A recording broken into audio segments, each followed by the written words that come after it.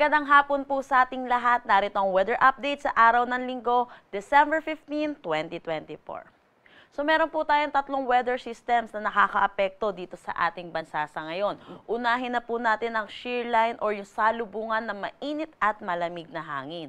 Ito po ay magdadala ng maulap na papawirin na may mga kalat-kalat na pag-ulan dito sa may Bicol region, pati na rin dito sa may Eastern Visayas.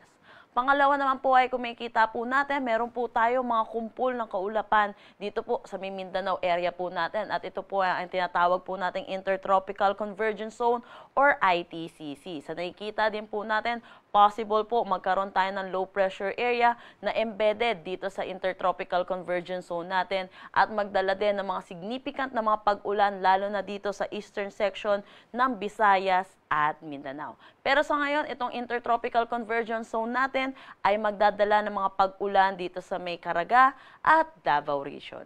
Pangatlong weather system naman po natin ay ang Northeast Monsoon or ang hanging amihan. Dahil po dito, asahan po natin makakaranas ng maulap na papawirin na may mga pag-ulan dito sa may Cordillera Administrative Region, Cagayan Valley, Aurora, pati na rin dito sa may Quezon.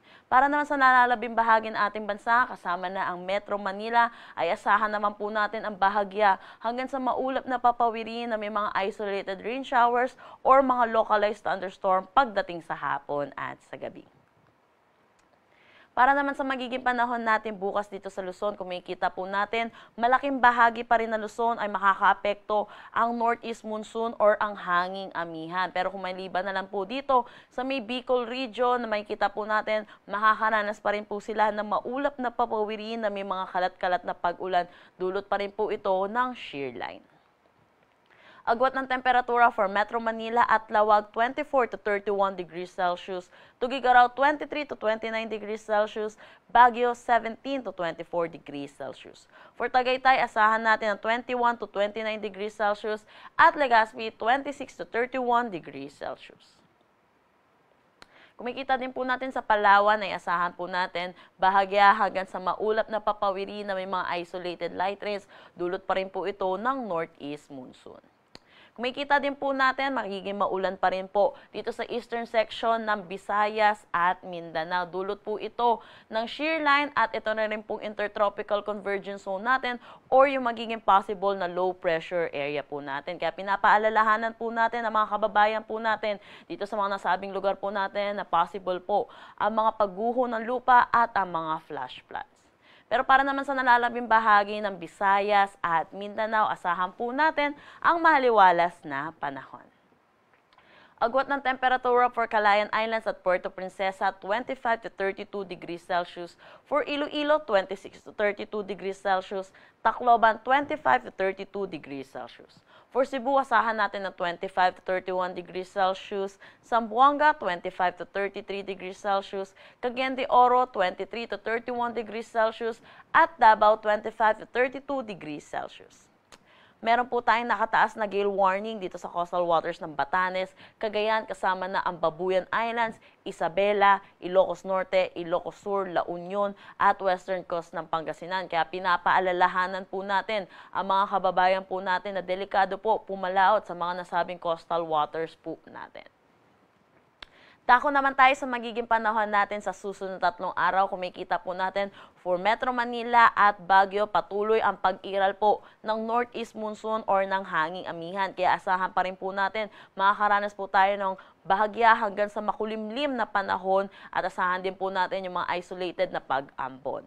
Pero for Legazpi, asahan natin throughout the 3 days ay asahan natin na magiging maulan pa rin sa kanila dulot nitong shear line. Agwat ng temperatura for Metro Manila, 24 to 31 degrees Celsius. Baguio City, 16 to 24 degrees Celsius. Legazpi, 25 to 30 degrees Celsius. Pagdating naman dito sa Visayas, kung makikita po natin yung Tacloban, patuloy pa rin po sila. Makakaranas na maulap na papawirin na may mga kalat-kalat na pag-ulan, dulot po ito ng shear line. And then sa Metro Cebu po, makikita din po natin, makakaranas na rin po sila by Thursday na mga pag-ulan. Pero sa Iloilo City, throughout the 3 days ay asahan po natin magiging maaliwalas ang kanilang panahon. Agwat ng temperatura for Metro Cebu, 25 to 31 degrees Celsius. Iloilo City, 25 to 31 degrees Celsius. Tacloban, 25 to 31 degrees Celsius. Para naman dito sa Mindanao, kung makikita po natin yung Metro Davao, makakaranas po sila ng maulap na papawirin na may mga kalat-kalat na pag-ulan. Dulot po ito ng Intertropical Convergence Zone or yung magiging LPA po natin. Kagaya din po dito sa Cagayan de Oro by Thursday. Pero kung makikita natin, sa Zamboanga City, throughout the 3 days ay asahan natin maaliwalas na panahon ang kanilang aasahan. Pero asahan din po natin ang mga localized thunderstorm pagdating sa hapon at sa gabi. Agwat ng temperatura for Metro Davao, 25 to 31 degrees Celsius. Cagayan de Oro, 24 to 30 degrees Celsius. Zamboanga City, 25 to 33 degrees Celsius. Ang sunset mamaya ay 5:29 p.m. at ang sunrise bukas ay 6:13 a.m. Para sa haragdan